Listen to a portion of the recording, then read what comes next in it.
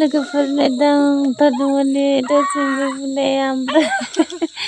जासुलिना बिराद भिडिअ'बो एक्सपार्टथार जानायाव बिराद जानायनि खामानिबाथाय मावनो एक्सपार्टथार आरोखि माने ओमफ्राय अयथासार गोराखामोन आरोखि थासुमलिया फुनोनो हां हां माने हां हवां हवां मोनलाय जादों।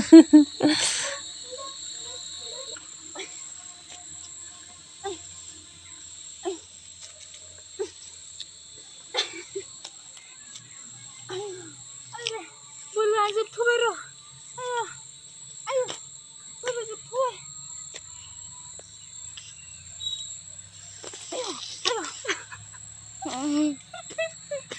नै थासुमलिया जानोसै बेखौनो ओमफ्राय बेदरानो गैया ओमफ्राय बेनो अयथासार आयौ जबोजोब्बायसो दिनै नै मोट्टा मोनसे मोनसे नै हनै बै गुदुं माखासे थाबोबाय नै जजोब्बाय नै मोनथाम मोनबाय बैजों मोनसे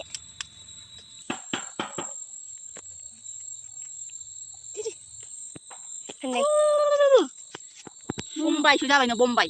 आयौ बम्बाइ आयौ बम्बाइसो जाबाय बम्बाइ मोनबावगोन खोमादां बैयाव मोनगोन खोमादां हनै बैयाव हनै नैबे गुदुं मोनसेयाव बोथिं जावख्लाबबाय नोङो जावख्लाबबाय होलाय मोनसे दंबावो होलाय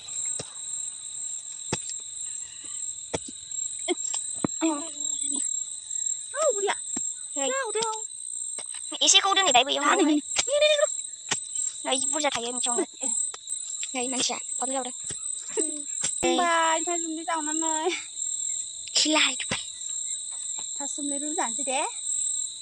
नायबाय था लोगोफोर भिडिअ'खौ मोजां मोनोब्ला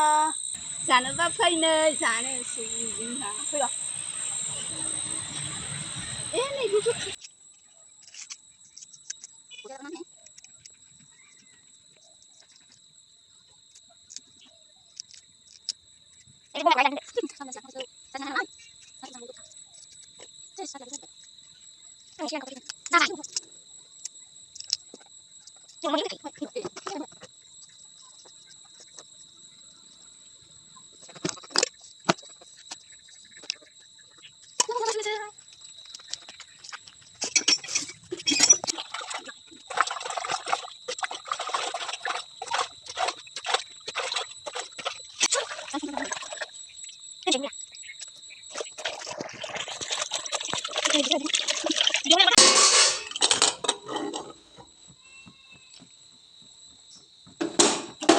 बरिया जाबाय बरिया जाखासिगोन जानो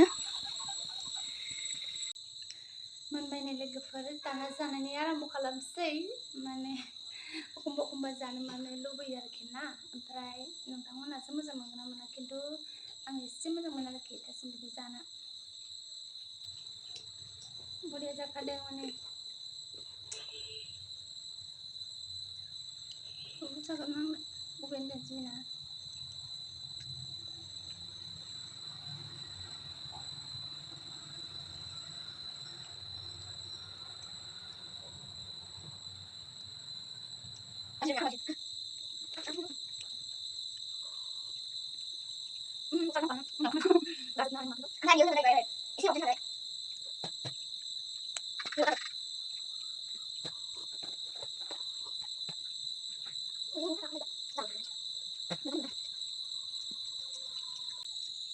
गोसोखांहरबाय जानाय आरो गोसोखांहरबाय मावबाय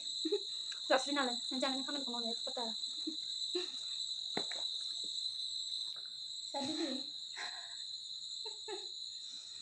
माने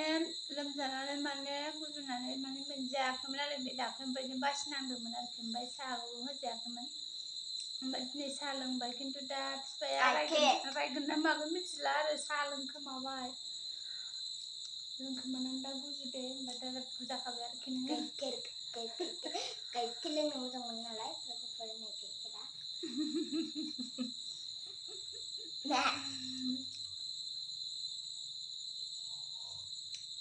जानो हाला उदै बुंबाय नंगौसो दाबो जोब्बाबो जानोसै